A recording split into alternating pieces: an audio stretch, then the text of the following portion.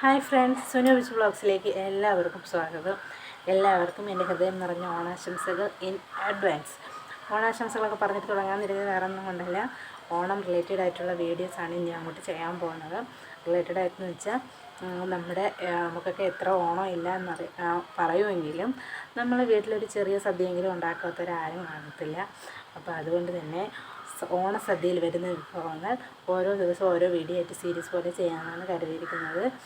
അപ്പം ഞാൻ ചെയ്യുന്ന വീഡിയോസ് ഇതുവരെ എന്നെ സപ്പോർട്ട് ചെയ്ത എല്ലാവർക്കും ഒരുപാട് താങ്ക്സ്. ചാനൽ സബ്സ്ക്രൈബ് ചെയ്ത കൂട്ടുകാർക്കും ഇപ്പോൾ വീഡിയോ കണ്ടുകൊണ്ടിരിക്കുന്ന കൂട്ടുകാർക്കും ഒക്കെ ഒരുപാട് നന്ദി. പിന്നെ ഇതിപ്പോൾ ഞാൻ ഓണത്തിന് മുമ്പ് എല്ലാ ഐറ്റംസും ചെയ്ത് തീർക്കാൻ പറ്റുമെന്നൊന്നും അറിയത്തില്ല.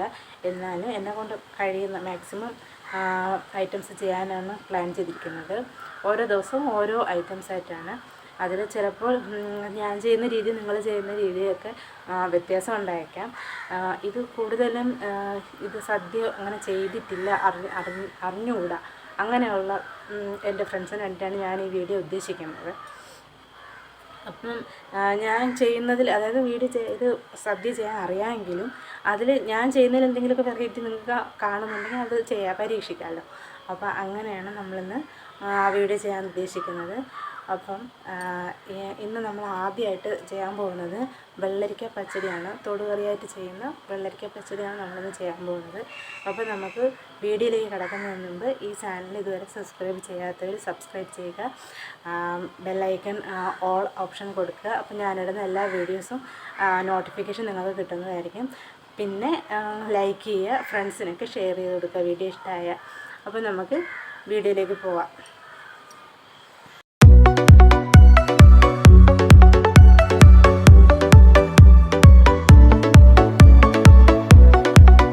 അപ്പോൾ നമ്മളിതിന് ആദ്യമായിട്ട് എടുത്തിരിക്കുന്നത് വെള്ളരിക്കയാണ്. ഇതിൽ ഒഴിച്ചുകൂടാൻ പറ്റാത്തൊരു ഐറ്റമാണ് വെള്ളരിക്ക. വെള്ളരിക്ക ഇതുപോലത്തെ ഒരു ചെറിയ കഷ്ണം വെള്ളരിക്കയാണ് എടുത്തിരിക്കുന്നത്. നമുക്കിതിനെ ചെറിയ കഷ്ണങ്ങളായിട്ട് കട്ട് ചെയ്യാം.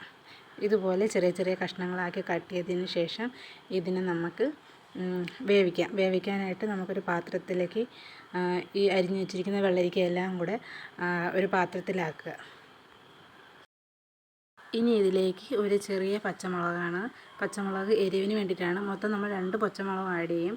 അതിൽ ഒരെണ്ണം നമ്മൾ വേവിക്കാനും ഒരെണ്ണം അരയ്ക്കാനും ആഡ് ചെയ്യാൻ നോക്കും. എന്നിട്ട് ആവശ്യത്തിന് വെള്ളം, ഒരുപാട് വെള്ളം കൂടിപ്പോകരുത്, ജസ്റ്റ് അത് മുങ്ങി നിൽക്കാൻ പരുവത്തിന് വെള്ളം ഒഴിക്കുക.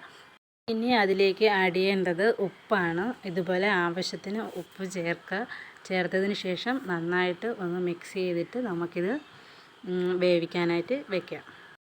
അങ്ങനെ നമ്മളിത് വേവിക്കാൻ വെച്ചതിന് ശേഷം നമുക്കിതിലേക്ക് വേണ്ടിയിട്ടുള്ള അരപ്പ് തയ്യാറാക്കാം. ഇതുപോലെ അടച്ചു വെച്ച് വേവിക്കുക. അരപ്പിനായിട്ട് നമ്മളിവിടെ എടുത്തിരിക്കുന്നത് ചെറിയ ഒരു അളവിൽ കപ്പിൽ ഒരു തേങ്ങയാണ്. ഇത്ര ക്വാണ്ടിറ്റി മതിയാവും. കുറച്ച് വെള്ളരിക്കയിലേ ഉള്ളൂ. അപ്പോൾ അതിനനുസരിച്ച് ഇത്ര തേങ്ങ എടുക്കുക. എന്നിട്ട് അതിലേക്ക് ഒരു പച്ചമുളക്, നമ്മൾ 2 പച്ചമുളക് എടുത്ത് വെച്ചതിൽ ഒന്ന് നമ്മൾ വേവിക്കാനിട്ടായിരുന്നു, അടുത്തതൊരെണ്ണം അരയ്ക്കാനായിട്ട് ആഡ് ചെയ്യുന്നുണ്ട് അതും. പിന്നെ നമ്മളിനി ഇതിലേക്ക് ആഡ് ചെയ്യുന്നത് ജീരകമാണ്. ജീരകം ഇതുപോലെ 3/4 സ്പൂണ് അത്രയും മതിയാവും. 3/4 സ്പൂണ് ജീരകവും ആവശ്യം, ഒരുപാട് വെള്ളം ചേർക്കരുത്, ജസ്റ്റ് ഒന്ന് അരഞ്ഞ് വരാൻ വേണ്ടിയിട്ടുള്ള വെള്ളം നമ്മളതിലേക്ക് ആഡ് ചെയ്ത ശേഷം ഇതുപോലെ നന്നായിട്ട് അരച്ചെടുക്കുക. അരച്ചതിന് ശേഷം ഇതിലേക്ക് നമ്മൾ കുറച്ച് കടുക് ആഡ് ചെയ്തിട്ട് ജസ്റ്റ് ഒന്ന് ഒറ്റ ക്രഷിന് നമുക്ക് ചെയ്തെടുക്കാം. ആദ്യമേ കടുക് ആഡ് ചെയ്ത് കഴിഞ്ഞാൽ കടുക് ഇത് കിടന്ന് അരഞ്ഞു പോകും. ഇനി നമുക്ക് വെള്ളരിക്ക വെന്തോ നോക്കാം. ഈ സമയം കൊണ്ട് ഏകദേശം വെന്ത് കാണും. ഇപ്പോൾ നമ്മുടെ വെള്ളരിക്കയൊക്കെ വെന്ത് നല്ല സെറ്റായിട്ടിരിപ്പുണ്ട്. ഇതിലേക്ക് ഫ്ലെയിം കുറച്ച് വെച്ച ശേഷം അരപ്പ് ആഡ് ചെയ്ത് കൊടുക്കാം.